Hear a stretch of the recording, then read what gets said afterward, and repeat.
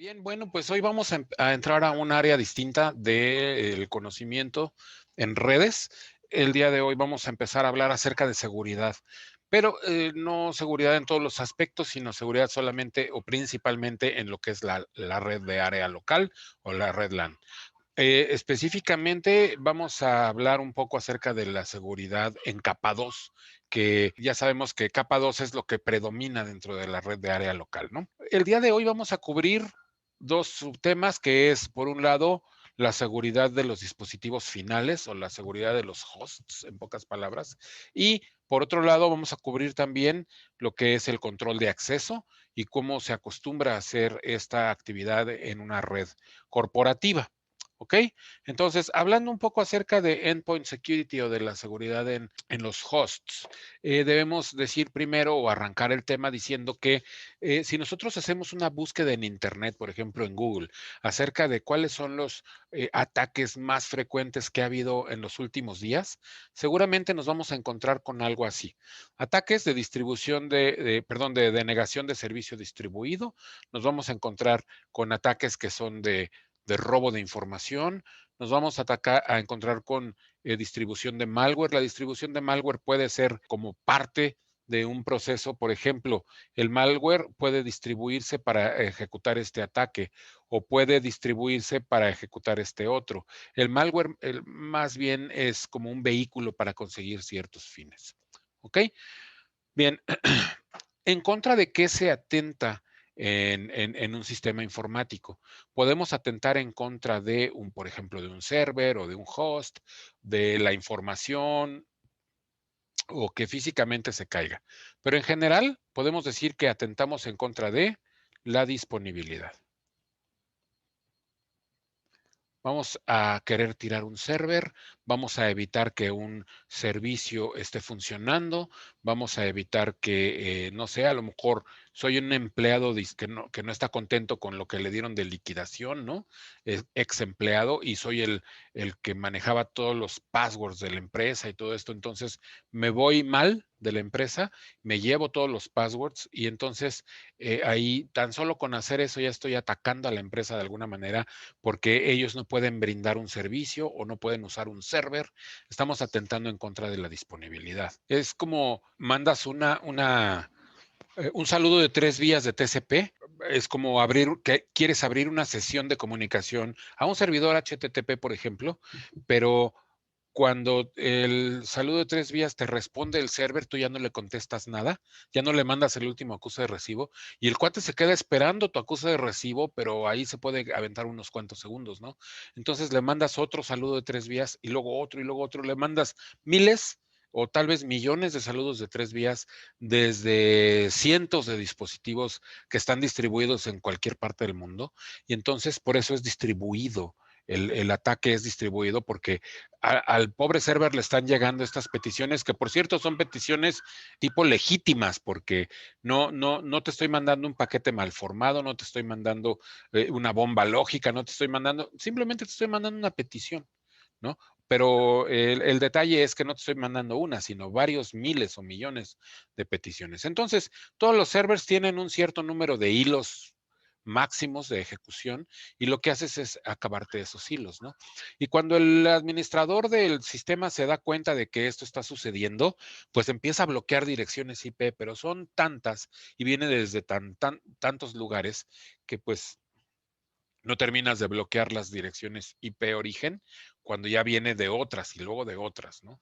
El primero de estos ataques ocurrió hace más de 20 años y de acuerdo a las investigaciones del FBI, pues dicen que fue un chico menor de 17 años que estuvo 4 meses preparando el ataque, atacó a CNN, a Amazon, a eBay y a varias empresas que pues les tiró su red por 4 o 5 horas y perdieron millones de dólares, ¿no? Entonces, ese es un ataque ejemplo de lo que es atentar en contra de la disponibilidad. Y entonces, cuando las empresas basan el core business en prestar servicios a través de Internet, pues les estás pegando en el mero corazón, ¿no? Entonces, esto es en contra de la disponibilidad. Después hay otro aspecto de la información que tenemos que cuidar, que es la confidencialidad, ¿no?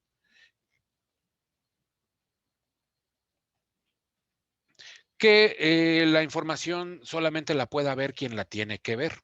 Esta parte de la confidencialidad pues tiene que ver con el robo de la información y esto se traspola a otras situaciones como robo de identidad. Eso es lo más grave. Imagínense que de pronto alguien te llama por teléfono y te dice, oiga, señor, usted no ha, ya tiene 2 meses que no paga su crédito, ¿eh? Vamos a proceder porque no ha pagado. Y tú dices, ¿cuál crédito? Yo en mi vida he pedido un crédito. No, pues resulta que alguien a tu nombre pidió 10 millones de pesos en el banco prestados y como tú eres sujeto de crédito, entonces se los dieron y pues el cuate se robó tu identidad porque tuvo acceso a todos tus datos, ¿no? Entonces, hay que tener mucho cuidado con lo que publicamos, etcétera, porque ese sería un ejemplo de un ataque en contra de la confidencialidad de la información. ¿Qué otra cosa tenemos que proteger? Que la información esté íntegra, ¿no? Que nadie cambie la información. Hagan de cuenta que hubo un ataque también cuando Fox era presidente, que de pronto la página de la presidencia un día amaneció con chicas en bikini. O sea, alguien entró al server de la presidencia y cambió la homepage y le puso ahí otras cosas, ¿no? Entonces, eso es la integridad de la información. Imagínense que yo ataco a mi banco y le digo que en vez de deber X cantidad, debo X menos 50 millones, ¿no? Eso sería atentar en contra de la información que está ahí, modificarla, borrarla. Bueno, tal vez borrarla sí entra dentro de esto, ¿no? Pero sería modificar la información. Esas son las principales 3 cosas que tenemos que cuidar, entre otras, ¿eh? O sea, esta es una tríada que en cualquier libro de seguridad la van a encontrar, pero hay otras cosas que tenemos que proteger. Cuando hablamos de seguridad en los puntos orilla o en los hosts, pues podemos recurrir a ciertas técnicas y a ciertos dispositivos y aparatos para ayudarme a proteger estos dispositivos o estas computadoras, teléfonos y todo, ¿no? Por un lado, bueno, pues una buena forma, una buena práctica sería tener un VPN gateway, ¿no? O un concentrador de VPNs, para que, bueno, pues más ahorita con esta situación de la pandemia, los teleworkers o los empleados a distancia, los empleados que trabajan en home office, pues puedan conectarse a la red de la empresa, del corporativo, del campus o de lo que sea, mediante una conexión segura. Lo que hacen las VPNs es que yo me puedo conectar a una red que físicamente está separada de donde yo estoy, pero me conecto entunelado y encriptado. Quiere decir que toda mi comunicación que vaya hacia adentro o hacia afuera de la empresa viaja a través de un solo puerto de TCP, y además toda la información va encriptada. Esto lo que hace es crear como si fuera un tubo en donde esa comunicación es totalmente privada. Los routers no cualquier router puede ser un VPN, un concentrador de VPN. Tiene que ser, sí puede ser cualquier router, pero tiene que tener el sistema operativo que tenga incluido ese servicio. O sea, los servicios como este, en los sistemas operativos de los routers, se le conoce como features. Fe- Entonces tú dices, no, yo quiero el sistema operativo 15.4 y quiero que tenga el feature de IPsec, el feature de VPN, el feature de varias cosas, ¿no? Entonces tú seleccionas el sistema operativo y en función de eso pagas tu sistema operativo. Y uno de los features que puedes comprar para un router es justamente el que ese router se convierta en un concentrador de VPNs. Esa es una de las formas en las cuales podemos proteger la comunicación que entra y sale de la empresa, pero para nuestros propios empleados, ¿no? Por otro lado, pues existen los firewall, pero los firewall existen en diferentes niveles o en diferentes, digamos, roles, ¿no? Un firewall normal no sería otra cosa más que un router con listas de acceso. Las listas de acceso es un tema que se ve en el siguiente curso de redes 3 y es una forma de poner filtros en un router. Esos filtros consisten en ponerle sentencias y decir, en esas sentencias, definir tus políticas. Lo que haces es decirle, bien, si te llega un paquete que va dirigido al puerto 80, bloquéalo. Pero si viene de tal dirección, permítele el paso. Si ves que hay un paquete que quiere salir de la red hacia un sitio conocido como sitio de malware, entonces bloquéalo. Si sale hacia el, no sé, el sistema de nómina, aunque sea en otra red, entonces déjalo pasar. Ese es un firewall normalito. El firewall normal funciona en base a o con base a direcciones IP origen, direcciones IP destino y sobre todo puertos destino. Los puertos sabemos que definen las aplicaciones o están relacionados con las aplicaciones. Por ejemplo, el puerto 80 está relacionado con HTTP. Entonces, tú puedes definir si viene de tal dirección IP hacia tal dirección IP o hacia tal grupo de direcciones IP y además el puerto es 23, 80 o 20 o lo que sea, entonces permite o deniega el paso. Eso es un firewall normal. De esos firewalls también se conocen como, bueno, los modelos en Cisco son PICs y simplemente cualquier router con listas de acceso puede convertirse en esto. Pero hay otros firewalls que son estos, los Next Generation Firewall, que son firewalls que ya tienen otras cosas instaladas aparte de la cuestión de los paquetes en base a los encabezados. El firewall normal revisa los encabezados de los paquetes, pero el firewall de Next Generation es un firewall que revisa el paquete completo.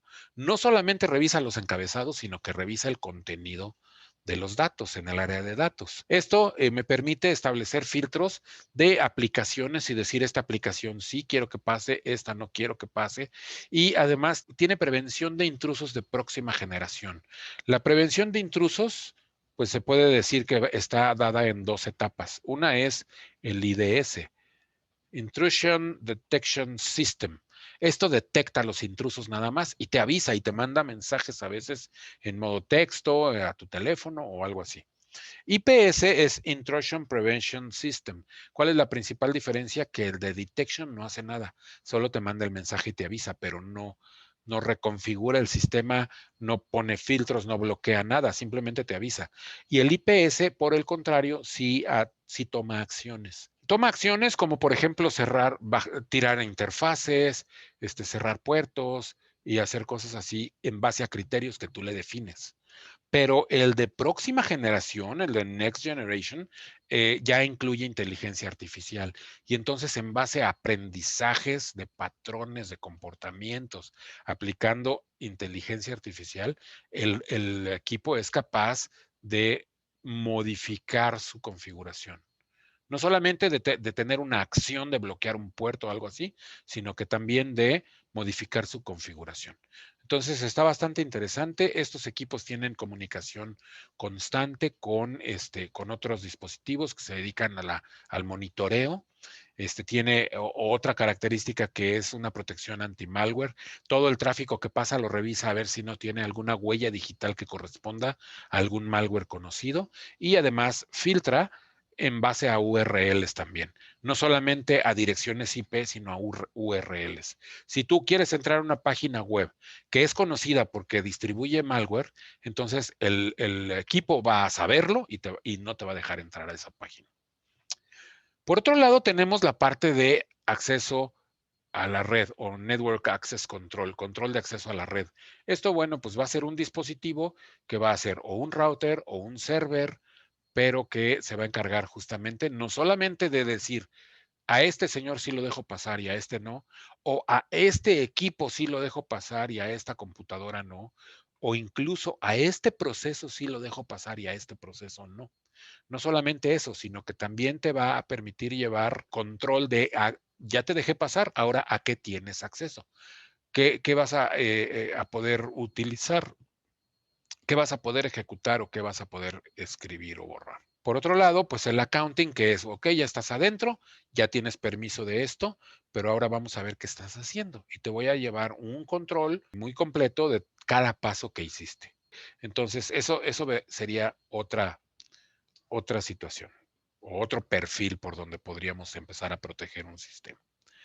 Ok, Bueno, pues decimos que los endpoints son hosts o los orillas de la red son dispositivos host. ¿Qué son? Pues son laptops, son desktops, son servers, son IP phones, son dispositivos que pertenecen a los usuarios, dispositivos que son de bring your own device.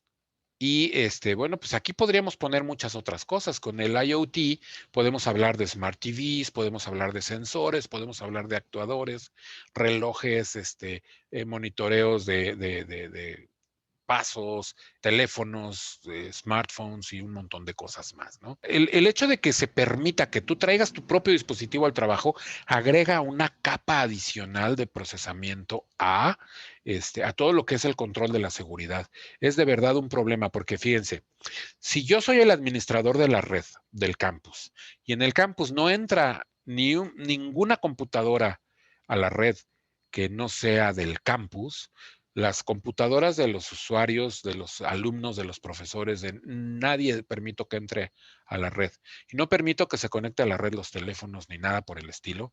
Entonces, mi control sobre la seguridad de la red va a estar muy simplificado. Yo voy a instalar protecciones en mis computadoras en las que yo administro y listo, ¿no?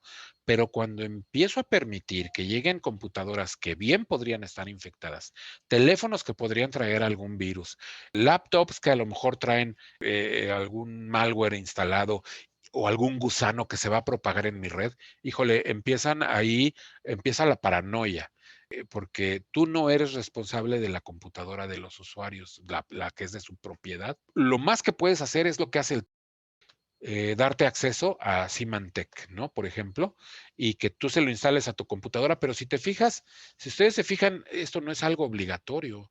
O sea, ustedes pueden llevar su laptop a la escuela sin haberle pasado nunca jamás un antivirus y toda virulenta y toda cochina, meterla al campus y conectarla y contagiar a todo mundo, ¿no? Digo, anda ahorita uno más paranoico que de costumbre por la pandemia, pero esto es un hecho. Bien pudiera ser que llevas una computadora toda infectada, la metes al campus y chin, se propaga algo. Un troyano, un virus, miles de cosas podrían ser, ¿no? Entonces, esto de Bring Your Own Device, de verdad que sí agrega una capa adicional a los problemas que podríamos tener en una red corporativa. Pero lamentablemente es la tendencia y tenemos que aceptar todo lo que traigas que se pueda conectar al campus. Lo único que podemos hacer es, digamos, proteger los equipos que tenemos nosotros y que administramos nosotros para que, aunque alguien llegue con su computadora virulenta, pues yo sea inmune, ¿no? De alguna manera. Ahora, hay algo que tengo que decir, no hay una solución de seguridad, un producto estrella, algo que yo diga, voy a comprar eso, ya sea una caja o un software o lo que sea, y ya con eso estoy protegido. No, el que tú le instales el Symantec del TEC a tu computadora cuando la lleves, pues está bien, pero no te hace completamente inmune. La seguridad se tiene que manejar desde varios perfiles, tiene que ser una combinación de productos la que nos permita tener nuestros equipos seguros. Entonces, por esa razón es que se atacan estos problemas de seguridad desde diferentes ángulos, ¿no? Uno de ellos es, pues, meter, por ejemplo, en el host, meterle algunas cuestiones de seguridad, como es un antivirus. El tener un buen antivirus y tenerlo siempre actualizado es indispensable. El antivirus a veces incluye antimalware, porque está revisando no solamente los virus, sino cualquier otro tipo de programas que pudieran ser maliciosos, macros, APIs o cosas que pudieran tener alguna mala intención y que no necesariamente está registrado como un virus, ¿no? Los antivirus frecuentemente ofrecen eso. Windows ofrece un anti-malware, aunque no ofrece como tal un antivirus, creo, o no sé, pero nadie lo usa como algo primario, ¿no? También existen firewalls personales a nivel del host y si nosotros sumamos la acción de este malware perdón, de este firewall con el firewall del perímetro, entonces ya tenemos doble firewall, ¿no? Y muy frecuentemente estos tres productos están en la misma caja o en el mismo software. Ahora, también pudiera ser que tenemos un Intrusion Prevention System que está también en muchas ocasiones en la misma caja. El Symantec lo tiene. El Symantec tiene Intrusion Prevention System, y lo que hace este IPS es simplemente avisarte, te sale un mensaje, oye, se te quieren meter por el puerto 5328. Y si tú estás haciendo algo con alguna aplicación, puede ser que le digas, ok, sí, dale permiso porque es mi juego de algo, ¿no? Pero pudiera ser que no, y que estás haciendo otra cosa o estás editando un PowerPoint y te sale un mensaje de esos, aguas. O sea, ya el de la prevención de intrusos te detectó algo, que alguien se te anda queriendo meter. Repito, esto está en el Symantec. Frecuentemente estos son 3 herramientas o 4 diferentes y están en la misma caja.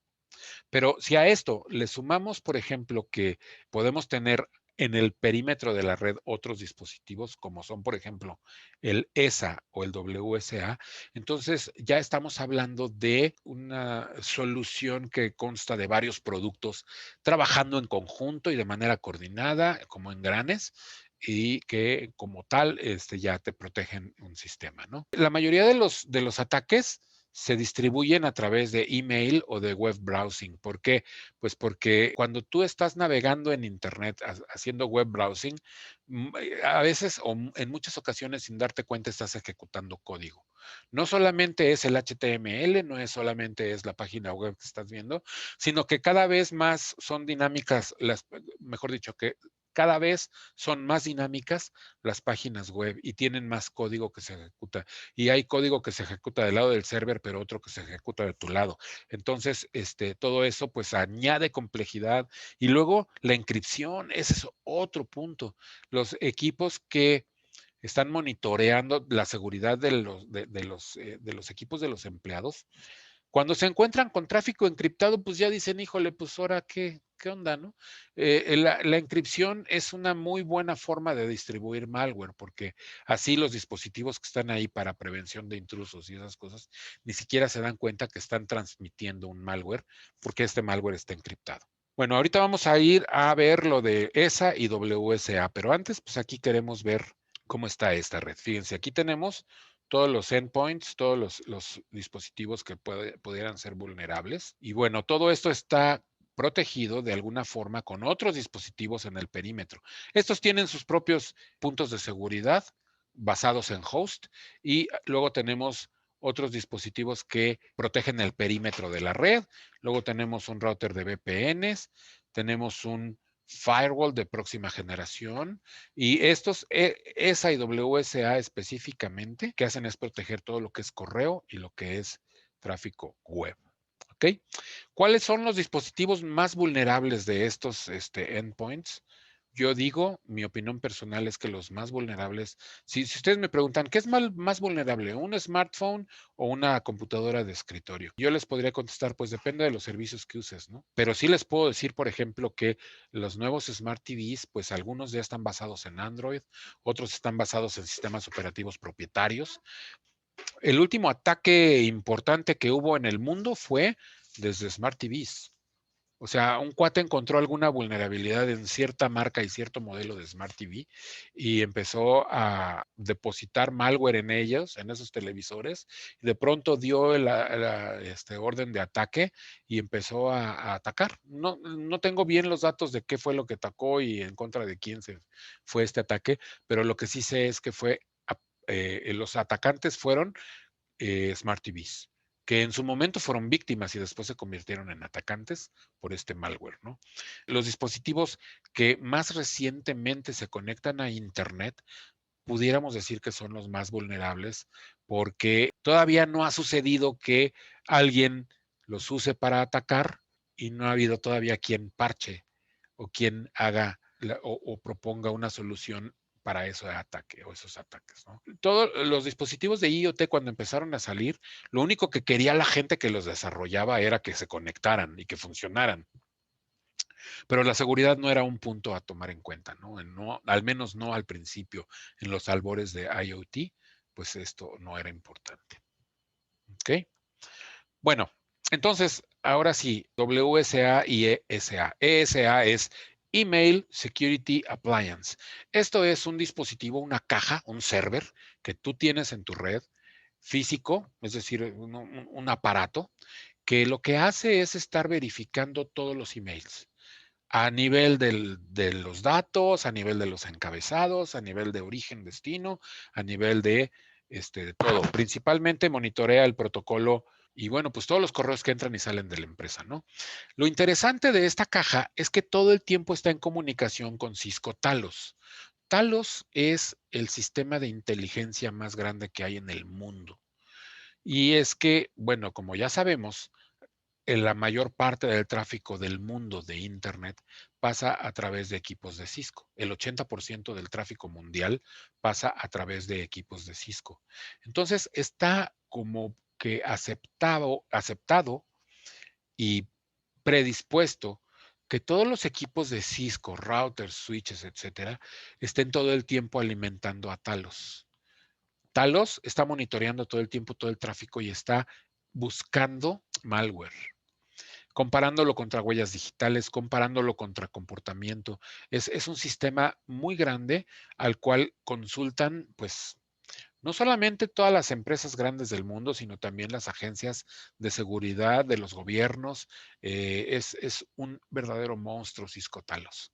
Y está todo el tiempo alimentándose de todo el tráfico del mundo, imagínense. Tiene capacidad de respuesta en tiempo real. Y lo que hacen los security appliances de email o de web es estarse comunicando con Cisco Talos cada 3 minutos o cada 5, configurable, para estar bajando todo el tiempo información acerca de nuevas amenazas. Y lo que hace el sistema, el ESA, es bajar las huellas digitales del malware conocido para que cada vez que pase un correo por aquí se revise el correo y todo el tiempo está comparando contra esas huellas digitales, ¿no?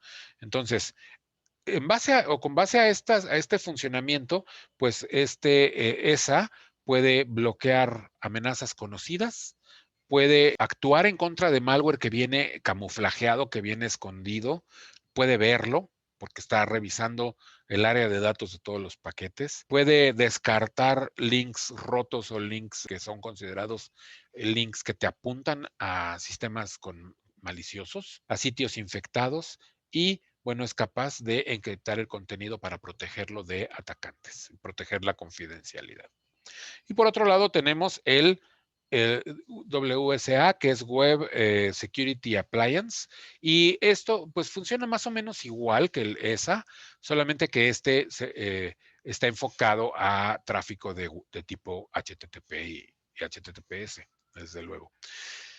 La gran diferencia de este dispositivo con respecto al anterior es que como está en medio a la hora de que hay intercambio de llaves, entonces tiene la llave de la página a la que te estás conectando, tiene la llave tuya, tiene las dos llaves, entonces es capaz de desencriptar el tráfico que tú estás mandando encriptado. Imagínate que tú estás conectándote porque quieres hacer una operación bancaria. Entonces, lo que va a pasar ahí es que a la hora de que tú haces el intercambio de llaves con el server, este dispositivo se queda con una copia de las llaves.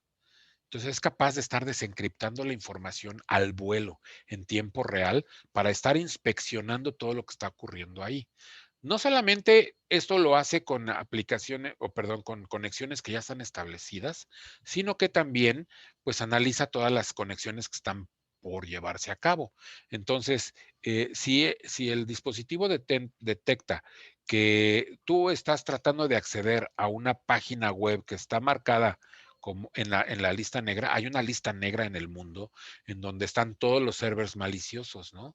Entonces, estos dispositivos y otros muchos todo el tiempo están checando contra la lista negra para ver si el destino de una conexión de un usuario no se encuentra en esa lista negra, ¿no? Puede estar monitoreando cosas como chat, como mensajería instantánea, video, audio, y va a tomar decisiones de permitir o de negar o de restringir las conexiones, ¿no? Además, tiene el mismo Advanced Malware Protection. También puedes bloquear en función de aplicaciones que están incrustadas en el código y además puedes definir políticas de uso aceptable. Entonces, son equipos, parece comercial porque son de Cisco, Pero hay otras marcas que tienen dispositivos similares. Palo Alto, por ejemplo, es una de esas marcas que tiene esto. Y hay otras que en este momento no me vienen a la mente y que son empresas que se dedican específicamente a eso. Nada más que esto, la gran ventaja que tiene es que estos dispositivos tienen comunicación con Talos. Y Talos, ese sí, no podemos decir que haya un sistema de inteligencia en ciberseguridad más grande en el mundo como Talos. Entonces, esa es la gran ventaja y esa sería como, digamos, un argumento para vender un dispositivo de estos, ¿no? Que hay comunicación con Talos. Ok, vamos a ver las preguntitas que les quiero hacer para desentumirnos un poquito. Tenemos 5 personas de 24 que ya contestaron. Vamos a analizar las respuestas. Ya saben que en este tipo de encuestitas, pues no siempre hay una respuesta correcta, ¿no? Dice, ¿existe algún producto estrella al cual yo le puedo confiar toda mi seguridad de mi laptop? Y la respuesta es no. No hay un producto. Tiene que ser, una solución de seguridad tiene que estar basada en varios productos, atacar el problema desde varios perfiles. No hay un solo producto que me permita garantizar la seguridad de mis dispositivos. 3 personas contestaron que sí lo hay. No. Esta es una de esas preguntas que sí tienen respuesta correcta y incorrecta. Luego, pregunta número 2. ¿Cuáles dispositivos finales son más vulnerables? Todos. Es una buena respuesta, Smart TVs, pero los teléfonos celulares son vulnerables, las desktops, los servers. A lo mejor podríamos decir que están más expuestos los servers. Los servers tienen nombres universales. Los servers, tú les hablas por www.cisco.com. Entonces, como que están más visibles, más públicos, ¿no? Y por esa razón podríamos decir que están más expuestos también. Además, son de mayor interés el atacar, es de mayor interés el que yo ataque un server a que yo me meta a una televisión, por ejemplo, en cuanto a la confidencialidad. Lo más que podría haber en un Smart TV es cuál es el historial de lo que has estado viendo, ¿no? No sé, o sea, a lo mejor me sirve atacar un Smart TV para después desde ahí atacar un sistema de semáforos, ¿no? Por ejemplo, y crear un caos en la ciudad. Pero a lo mejor me serviría más atacar un server para robarme la información que está ahí. No sé. El caso es que depende del atacante, pudiera ser más interesante para él una cosa que la otra. A lo mejor el cuate tiene una especialidad en atacar laptops, porque ahí encuentra números de tarjeta de crédito y no le interesan los servers, no le interesan los Smart TVs, le interesan solamente las laptops, ¿no? Por esa razón, porque está buscando algo en especial. La vulnerabilidad, pues puede venir de varias fuentes. La vulnerabilidad puede estar ahí presente por plataforma de hardware. Hay hardware que es más vulnerable que otro. Por ejemplo, les comento que el primer teléfono que se pudo conectar a Internet era un Samsung chiquito así, con una pantalla que ni siquiera era de color, y te ofrecían en aquellos tiempos la posibilidad de conectarte a tu banco y hacer una consulta de saldo o algo así. Pero la cantidad de bits que se usaba para la inscripción era de 4 bits. Imagínense, o sea, las llaves eran adivinables en fracciones de segundo. Estuvieron funcionando unas semanas y lo quitaron, ese tipo de conexión, porque inmediatamente yo supongo que alguien los hackeó. Ese es un claro ejemplo de limitación por hardware. Ese teléfono tenía un hardware muy bajito, muy primitivo, que no era capaz de encriptar a más allá de 4 bits. Entonces era un hardware vulnerable. Entonces, hay, por ejemplo, los cell phones, los teléfonos, smartphones, son teléfonos que tienen menor poder de procesamiento que una laptop o que un server, ¿no? Sin embargo, bueno, los teléfonos de hoy en día ya tienen mucho poder, mucho más que computadoras grandes del pasado, pero aún así, pues no pueden hacer tan rápido las cosas. Entonces, pues normalmente para encriptar en los teléfonos se utiliza menos poder de encriptación que en las computadoras grandes. Entonces, sí hay vulnerabilidad basada en hardware. Hay vulnerabilidad basada en los sistemas operativos. Dependiendo del sistema operativo que tengas, puedes estar más vulnerable o menos vulnerable. Y bueno, pues aquí de estos 4 entidades que tenemos como opciones, pues va a depender también de qué sistema operativo tiene. Ahora, tienes vulnerabilidades por sistema operativo y tienes vulnerabilidades por las aplicaciones. También cada aplicación te agrega una capa de vulnerabilidad. Por ejemplo, en los smartphones, bajas un juego y te empiezan a salir un montón de comerciales, de anuncios en ese juego. O sea, esa aplicación tiene, pues si no le podemos catalogar como malware, pues al menos sí adware, ¿no? O más bien seguro tiene adware. Entonces las aplicaciones pudieran ser también una fuente de vulnerabilidad. Y luego aparte tenemos otra fuente de vulnerabilidad, la configuración. Si tú compras tu Smart TV y le dejas el password por defecto, el de administrador, pues échale otra capa de vulnerabilidad, ¿no? Y eso va a ser igual en una desktop, en un server, en un router de la casa, en un dispositivo repetidor de mi señal, en lo que quieras. O sea, si tú le dejas parámetros por defecto, configuración mal hecha, pues vas a estar igual más vulnerable, ¿no? Entonces aquí, ¿cuál sería la respuesta correcta? Pues todas son vulnerables. Tercera y última pregunta, les pregunté qué pienso que el malware es más probablemente distribuido usando email, sí, usando email, usando software libre o gratuito también, por ingeniería social también. Nadie escogió rootkits, pero rootkits pues es un malware que va escondido en un email o que va escondido en un software gratuito, ¿no? Es un escáner de vulnerabilidades. Entonces, más que un destino, es como un medio encontrar vulnerabilidades, ¿no? Aquí, pues, ¿cuál sería la respuesta correcta? También todas son utilizadas para distribuir el malware. Ok, vamos a continuar con esta parte, la parte del control de acceso y autenticación o autentificación a los sistemas. Esto que vemos en pantalla, estos comandos, ya los han tecleado ustedes de alguna manera en varias prácticas. Han configurado acceso por Secure Shell y han tecleado estos comandos. Lo que no estoy seguro es si saben exactamente lo que hacen, porque vamos a verlo de una vez aquí. Voy a jalar un router, un 1941. Voy a jalar una computadora y le voy a poner un cable, es un cable cruzado, de Fast Ethernet 0 a Gigabit 0. Ok, y voy a entrar aquí a esta PC, le voy a dar una dirección IP 192.168.10.1 o 10.2 mejor, con la máscara por defecto y listo. Y voy a entrar a este router y le voy a decir enable, configure terminal, interface gigabit 00, 00, y le voy a decir IP address 192.168.10.1, 222.55.0 y le voy a dar no shutdown. ¿Ok? Entonces, voy a ir a line BTY 0 espacio 4. Para esto me puedo ir directo, line BTY 015, todas, y ahí le voy a dar simplemente password Cisco y login. Cuando yo le doy login, le estoy diciendo, aquí hay permiso de entrar.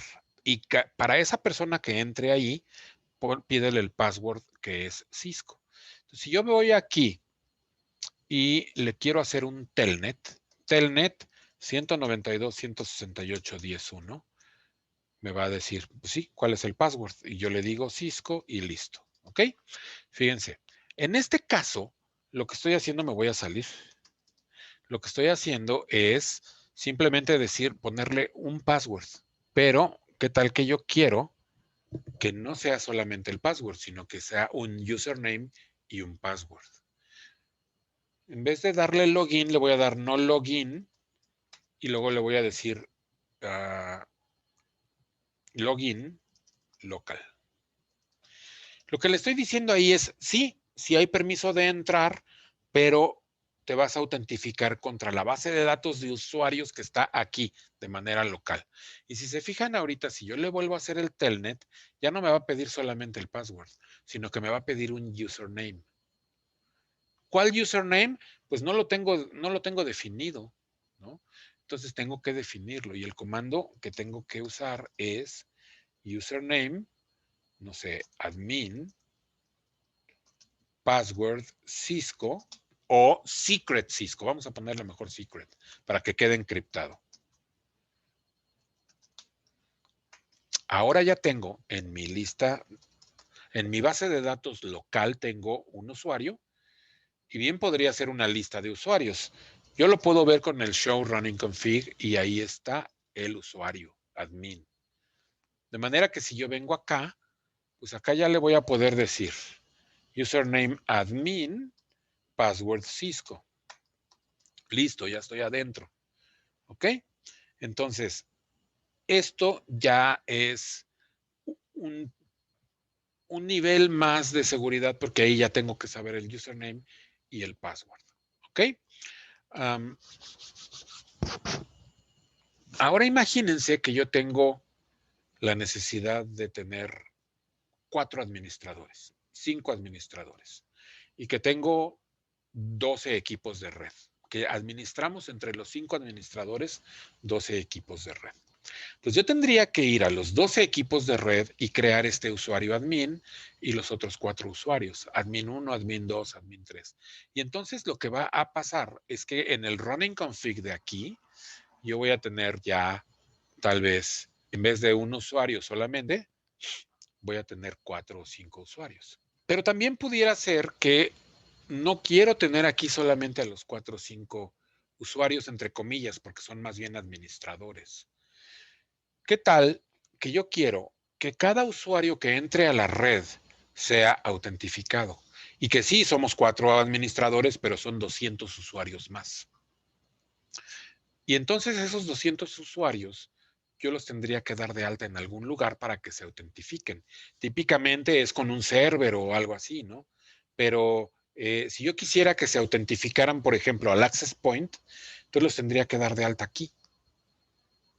Si imagínense ustedes que yo tecleo show running config y después de hostname router me muestra IPsec, no, bla, bla, bla, y me muestra 200 líneas de username tal, password tal, ¿no? Entonces, en ese caso, lo que me conviene más es tener todos mis usuarios fuera de aquí. Me conviene tenerlos en un server de autentificación. Regresando a esto, bueno, pues lo que tendría que hacer es mejor contratar los servicios de este señor. ¿Qué señor? Bueno, pues AAA. AAA es una plataforma para autentificación, autorización y accounting. Autentificación es demostrar que soy quien digo ser. ¿Cómo me autentifico? Pues me autentifico por algo que yo sé. Por ejemplo, un username y password es algo que yo sé. Me autentifico con algo que tengo. Pudiera ser, por ejemplo, un token, un one-time password, uno de esos como del banco que le picas un botoncito y te sale un número. Son passwords desechables, passwords de única vez. Eso es algo que yo tengo el aparatito en la mano, ¿no? O me autentifico con algo que yo soy. ¿Cómo qué? Pues como mi huella digital, como mi, no sé, mi aliento, mi iris del ojo, la voz, etcétera. Eso están usando mucho ya los bancos para autentificarte por teléfono. En banco, mi voz es mi firma. Y entonces lo dices y te reconoce el sistema y te da acceso o no. Todavía está muy incipiente, todavía tiende a fallar un poquito, pero eso vendría siendo la autentificación. Autorización, pues es algo más automático, es a qué tienes derecho o a qué tienes acceso una vez que entraste. Bueno, ahorita voy a profundizar un poquito en cada una de estas, me voy a ir un poco más rápido. AAA está por Authentication, Authorization y Accounting. Y esta lámina es importante porque fíjense, puede ser local, puedes implementar AAA de manera local o de manera en un server. ¿Cómo? Bueno, pues esto va a depender de cuántos usuarios quieres autentificar. Si quieres tener solamente los 4 administradores, puedes implementar AAA en el router y poner a los 4 usuarios en el running config. Eso sería AAA local o AAA basado en un server. En el server ya tienes la base de datos de los usuarios. ¿Ok? Estos servers corren un protocolo y una aplicación Radius o TACAX. Sirven para lo mismo. Solamente que Radius es estándar, es abierto, mientras que TACAX es propietario de Cisco. Incluso cuando, no sé ahora, pero antes yo recuerdo que cada vez que compraba un router, lo vendía un switch, me daban un CD con el TACAX Plus por si lo quería yo instalar en algún server. ¿Ok? Entonces, redondeando un poquito. Yo en el router le puedo poner login local, pero ahí puedo activar AAA para que se lleve un registro de lo que estoy haciendo y que pueda yo definir los niveles de permisos que yo voy a tener en los equipos de red. Puedo autentificarme ahí de manera local o puedo entrar al router, quererme autentificar y el router va y le pregunta a un servidor si tengo permiso o no y qué permisos tengo. Y regresa y ya te da el acceso sí o no. ¿Ok? Entonces puede ser local o puede ser basado en servidor. Basado en servidor, pues lo voy a querer cuando tenga muchos usuarios y basado de manera local, pues cuando sea yo solo, ¿no? Ok, ahora, la autorización. La autorización es automática. Una vez que tú entras, la autorización se te otorga de manera automática, pero eso no es nomás porque sí, sino que lo tienes que preconfigurar. ¿Cómo lo preconfiguras? Bueno, pues lo primero que puedes hacer, por ejemplo, es definir grupos de usuarios, ¿no? Las secretarias, los diseñadores gráficos, los administradores, los directivos, y cada uno de esos grupos le das unos ciertos privilegios, ¿no? De manera que cuando llega un empleado nuevo y es un administrador, pues tú lo metes al grupo de administradores y ese sujeto adquiere automáticamente los privilegios de un administrador, ¿no? Llega una secretaria, lo metes al grupo de las secretarias y automáticamente ella hereda los permisos de la secretaria. Además, puedes manejarlo de manera individual y a esa secretaria en particular darle permiso para que use algún cierto directorio o una impresora distinta a las demás secretarias. ¿Ok? Lo que hacemos con la autorización es decirle a los usuarios qué pueden usar y qué no y a qué nivel. Déjenme. Um,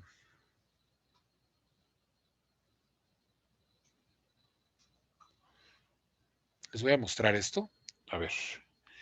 Fíjense, se hace algo que se conoce como matriz de cruzamiento. Déjenme cambiar de cámara. Ok, fíjense, se hace algo que se conoce como matriz de cruzamiento. Esta matriz de cruzamiento es que pones en las filas o en las columnas dos entidades peculiares. Fíjense. Tengo el sujeto 1. El sujeto 1 a lo mejor es un usuario, un administrador. Tengo el sujeto 2. El sujeto 2 a lo mejor es una computadora X. Sujeto 3 es uno de los dueños de la empresa. Sujeto 4 puede ser hasta un proceso. Los sujetos son aquellos que reclaman los recursos, son los que los usan. Entonces tengo un usuario, una computadora, una impresora, un proceso, un grupo. Incluso un grupo pudiera ser un sujeto. ¿Ok? Luego tengo los objetos. Objeto 1, objeto 2, objeto 3, objeto 4. Los objetos son los recursos. A lo mejor la carpeta o el objeto 1 es una carpeta de un server. A lo mejor el objeto 2 es una impresora. A lo mejor el objeto 3 es una computadora y el objeto 4 es un server. Entonces, yo lo que puedo decir, por ejemplo, es que el sujeto 2 no tiene permiso de usar el server. El sujeto 3 sí tiene permiso de usar esa carpeta o esa impresora. Ajá. Y puedo decir, por ejemplo, al sujeto 1, agarrar al sujeto 1 y decir, este sí, este no, este sí y este sí. Ajá. Pero puedo ir más allá de eso. De hecho, puedo decirle, a ver, el sujeto 2 va a tener acceso al objeto 1 sí solamente de lectura. Y el sujeto 3 también va a tener acceso ahí, pero de escritura y de lectura y de ejecución. Y el sujeto 4 no va a tener acceso a ese recurso. ¿Ok? ¿Qué puedes hacer? Una vez que entraste, ¿qué puedes hacer? ¿Ok? Entonces, eso se define en una matriz así y después se baja a políticas y ya se configura en los routers. ¿Sale? Déjenme ahora cambiar de nuevo de cámara. Listo. Ok. Y después tenemos lo que es el accounting. El accounting consiste en llevarte un registro de todo lo que haces. Ajá. ¿A qué carpetas tuviste acceso? ¿Qué programas ejecutaste? ¿Qué archivos borraste? ¿Por cuánto tiempo estuviste ahí conectado? ¿Cuántos bytes transmitiste desde tu computadora? Es un log detallado de todo lo que hiciste. Ajá. Entonces, esa sería la parte del accounting. Cuando tú juntas estas tres cosas, tienes AAA y lo puedes implementar en un server, en un equipo de red, prácticamente donde sea. ¿Ok? Para cerrar, quiero hablarles un poco del control de acceso por 802.1x. 802.1x es un protocolo de la IEEE, es un protocolo estándar, corre en dispositivos de diferentes marcas y está basado en los puertos a los que físicamente te conectas a un switch. ¿Ok? Consta de tres partes. Tenemos el suplicante. El suplicante es el cliente, es el dispositivo que quiere autentificarse, ¿no? Tenemos el servidor de autentificación, que es donde tenemos, pues, la base de datos de los usuarios.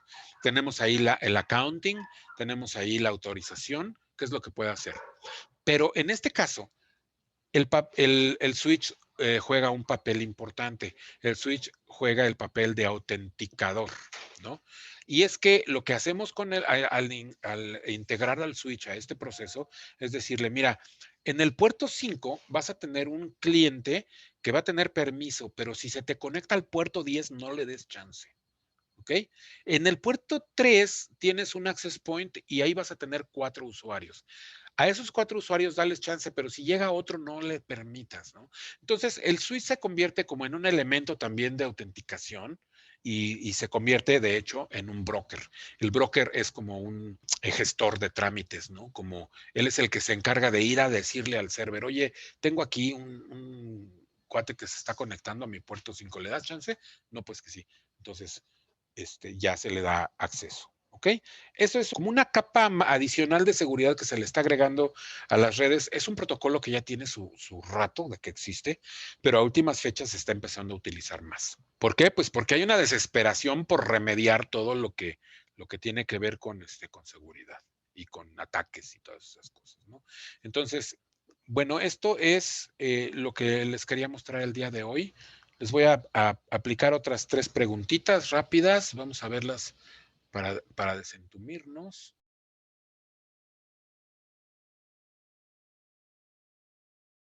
Terminamos la encuesta y vamos a mostrar los resultados. Los resultados. ¿Qué se prefiere? ¿Autenticación local o remota basado en server? Y la respuesta correcta es la que escogieron 15 personas. La respuesta correcta es depende del número de usuarios. ¿Por qué? Porque no quiero tener tantos usuarios en el running config, ¿no? Si fueran 2 o 3 usuarios, aunque la red fuera muy grande, no me importa el tamaño de la red, pero son 3 o 4 usuarios administradores los que voy a tener ahí, no me importaría tenerlos en el running config. Pero si por otro lado la red es muy chiquita, tiene 4 dispositivos, pero tiene 200 usuarios, no los quiero tener todos ahí, ¿no? Entonces, bien contestado, depende del número de usuarios. Luego dice, algo que yo sé, algo que tengo o algo que conozco, esto es autenticación, ¿no? Bien contestado por la mayoría de ustedes.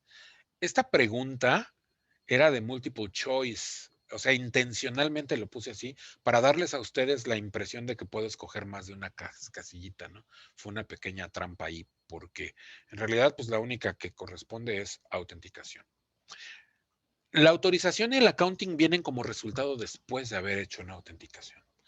Pregunta, ¿quién es el suplicante? Algunos pusieron el novio.